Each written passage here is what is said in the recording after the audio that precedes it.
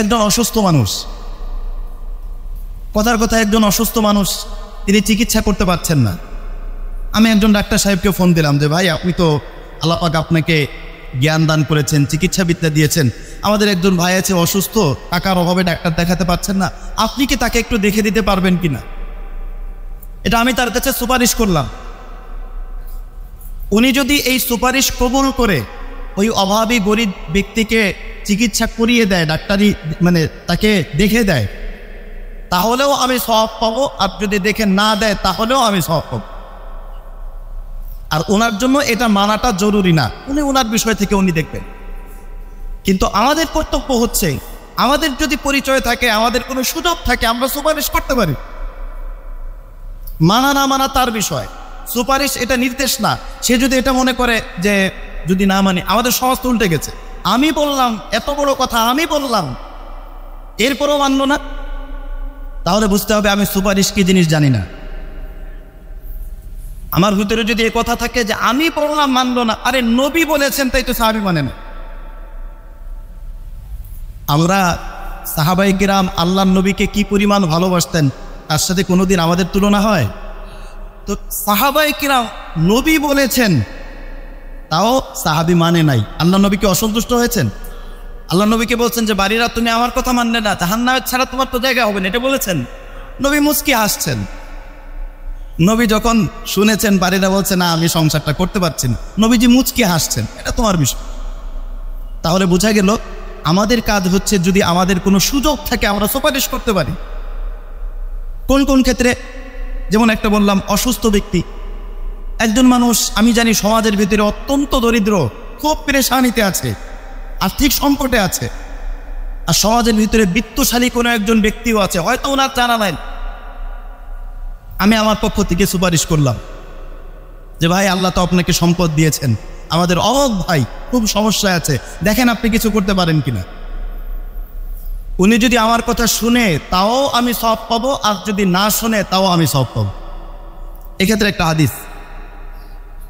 হাদিসের ভিতরে আসছে, রাসূল সাল্লাল্লাহু আলাইহি ওয়াসাল্লাম বলছেন, ইশফাউ তুজারু, তোমরা সুপারিশ করো তোমাদেরকে প্রতিদান দেওয়া হবে। এটার প্রেক্ষাপটটা কি? কিছু মানুষ নবীর কাছে আসছে, তাদের আর্থিক অবস্থা খুবই খারাপ, একদম সংকটাপন্ন অবস্থায় নবীর কাছে আসছে যে ইয়া রাসূলুল্লাহ, আমরা তো খুব পেরেশানিতে আছি, খুব আর্থিক সংকটে আছি। তখন নবীজি বললেন, আশপাশে যারা ছিল তাদেরকে বললেন, তোমরা সুপারিশ করো আমার কাছে, এদেরকে কিছু দেওয়া হোক, বাইতুল মাল থেকে এদেরকে কিছু দেওয়া হোক, এজন্য তোমরা সুপারিশ করো। যে যে সুপারিশ করবে প্রত্যেককে আল্লাহ পাক সওয়াব দান করবে। তবে আমি তোমাদের সুপারিশ শুনে কাজ করব না, আমি দেখব তাকে দেওয়া যায় কি দেওয়া যায় না, এটা আমি রিসালাতের দায়িত্ব থেকে আমি দেখব, বাকি তোমাদের কাজ যেটা সেটা তোমরা করো। এজন্য আমাদের যদি কখনো সুপারিশের সুযোগ থাকে, এত মানুষ মাজলুম হয়ে আছে, অনেক জায়গায় আছে মাজলুম হয়ে আছে, অন্যায়ভাবে তাকে হয়তো কেউ মামলা দিছে, অন্যায়ভাবে, অথবা অন্যায়ভাবে কারো জায়গা দখল করে নিচ্ছে, অথবা অন্যায়ভাবে সে কোনো একটা সমস্যার মধ্যে আছে। আপনার একটা সুযোগ আছে, কোনো একজন পাওয়ারফুল ব্যক্তি, কোনো একজন ক্ষমতাশীল ব্যক্তি, আপনার সুযোগ আছে তাকে বলার, আপনার সুযোগ আছে তাকে বলার। আপনি তাকে বলেন যে ভাই, আপনার শুধু একটা ফোনে কাজ হয়ে যাবে। একজন মানুষ খুব সমস্যার মধ্যে আছে, আসলেই সমস্যা, অন্যায় কাজে না, আসলেই পেরেশানিতে আছে, শুধু শুধু হয়রানির শিকার হচ্ছে, আপনার একটা ফোনে কাজ হয়ে যাবে। আপনি যদি কিছু করতেন, এটা হলো সুপারিশ।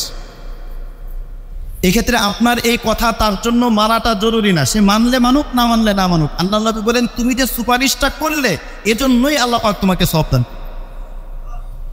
অনুরূপভাবে অনেক সময় দেখা যায় বিবাহের ক্ষেত্রে সুপারিশ হতে পারে। বিবাহের ক্ষেত্রে অনেক সময় দেখা যায় যে দুইটা পরিবার এগিয়ে আসছে, কোনো একটা কারণে কোনো একটা পরিবার হয়তো পিছিয়ে গেল, ছেলে পক্ষ অথবা মেয়ে পক্ষ পিছিয়ে গেল, অথচ ছেলে পক্ষ খুব রাজি অথবা মেয়ে পক্ষ খুব রাজি, কিন্তু মাঝখানে কোনো একটা কারণে বিয়েটা হচ্ছে না। আপনি সুপারিশ করতে পারেন মেয়ের বাবাকে অথবা ছেলের বাবাকে, আপনি সুপারিশ করতে পারেন যে ভাই ওরা তো চাচ্ছে, আপনি যদি আগাইতেন, দেখেন বিষয়টা কিছু করা যায় কিনা। এই সুপারিশেও সওয়াব আছে। আপনার সুপারিশ সে মানবে কি মানবে না সেটা তার বিষয়, বাকি আপনার দায়িত্ব হচ্ছে আপনি সুপারিশ করেন। আপনার যদি এরকম কোনো বিষয় থাকে আপনি সুপারিশ করতে পারেন।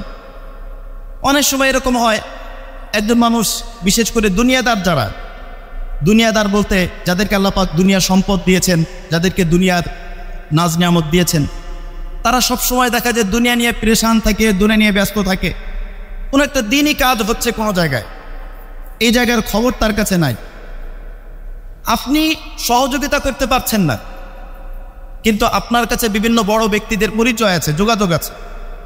আপনি কাউকে বললেন যে ভাই অনেক জায়গায় একটা দিনই কাজ হচ্ছে, দেখেন আপনি কিছু করতে পারেন কিনা, আপনি শুধু বললেন, এটাও সুপারিশ। আপনার কথার কারণে যদি দিনই কাজ হয়ে যায় তাহলে তো আপনি সব পাবেনই। যদি আপনার কথার মূল্যায়ন সে নাও করে, আপনি সুপারিশ করার কারণে আপনি সব পাবেন। এজন্য আমরা ফিকির করব। অনেক সময় দেখা যায় বিবাদ হচ্ছে, সমাজের ভিতরে, পরিবারের ভিতরে বিবাদ হচ্ছে, গ্রুপিং হচ্ছে, দল হয়ে যাচ্ছে, একটা বিশৃঙ্খলা হচ্ছে। আপনি কিছু করতে পারেন, আপনি উভয় গ্রুপের সাথে বসতে পারেন, আপনি উভয় গ্রুপকে বোঝাইতে পারেন।